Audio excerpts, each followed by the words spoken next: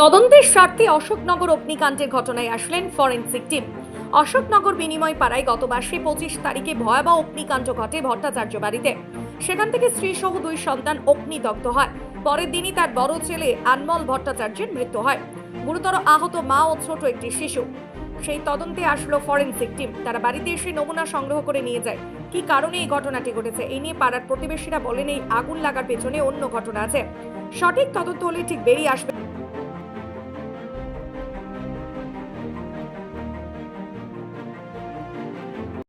এই ফরেন্সিকের লোক আসলো ডিপার্টমেন্টে, এরা তদন্ত করলো। এখন দেখা যাক কতদূর কিভাবে আগুন লেগেছে, এরাই রিপোর্টটা বার করবে। আমরা হ্যাঁ বলুন। এখনো আমরা কিছু ধারণা করতে পারছি না কি করে আগুনটা লাগলো, তবে আগুনটা খুব ভয়ঙ্কর আগুন ছিল। এখন কি করে লাগলো, এখন এনারা এসছেন পরীক্ষা নিরীক্ষা করে কিভাবে লাগলো। তবে ঘর থেকে কেরোসিন ডিজেলের গন্ধ বেরোচ্ছে, এখনো বেরোচ্ছে। কিন্তু যখন আগুনে পুড়ে গেছিল বলছিল কেরোসিন ছিল না বাড়ির লোক বলছে ছিল না, কিন্তু এখন গন্ধ তো পাওয়া যাচ্ছে পুরো। হ্যাঁ, এখনো গন্ধ পাওয়া যাচ্ছে। ছিল না, সেরকম কিছু বলেনি, কোনো কথাই বললো না। ওরা ওনাদের মতন সবকিছু নমুনা নিয়ে চলে গেল।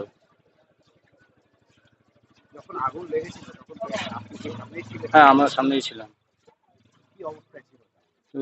চারিদিকে আগুন, মানে কিছু ভিতরে দেখা যাচ্ছিল না, চারিদিকে ধোয়া আর আগুন। আমরা পাড়ার লোক যত সবাই ছিল সবাই মিলে হেল্প করেছে।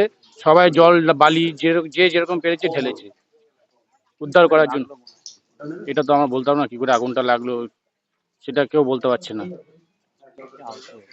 আহত হয়েছে বাড়ির বড় ছেলে, যে সেই ছেলে তো মারাই গেল। ছোট ছেলে আর মা সুস্থ আছে বর্তমানে। এখন তার হাসপাতালে মনে ছুটি হয়ে গেছে যত সম্ভব। হ্যাঁ, নিশ্চয়ই তদন্ত হওয়া দরকার। হ্যাঁ, আগুন লাগার কারণটা তো জানা দরকার, কি করে লাগলো। একটা ছেলে জলজ্যান্ত পুড়ে মারা গেল, তদন্ত তো নিশ্চয়ই হওয়া দরকার। প্রদীপ সমাদ্দার। যাতে কে করেছে, মানে ঘটনাটা কে ঘটিয়েছে সেটা যাতে আমরা জানতে পারি। সবাই দেখলাম তো সবাই এসেছে এখন। এসেছে। এবার দেখি তারা কি কাজ করে, সেটা আমরা মানে পুরোটা না জানা অবধি বিশ্বাস মানে হচ্ছে না আর কি মনে মনে। এবার আমি তো অনেকটা লাস্টে এসেছি, ঠিক বলতে পারবো না। আর ওই পেছন দিকে সাইডে ছিলাম, এদিকে আসিনি ভয়ে। না, সেই সব তো বলতে পারবো না। এখন হচ্ছে ওই তার জন্যই তো এই কথা, কেউ বলতে পারছে না। ভেতরের মানুষ বলতে পারছে না, বাইরের মানুষ কি করে বলবে। সুবিচার চাইছি, কে করেছে সে ধরা পড়ুক, তার যেন শাস্তি হয়।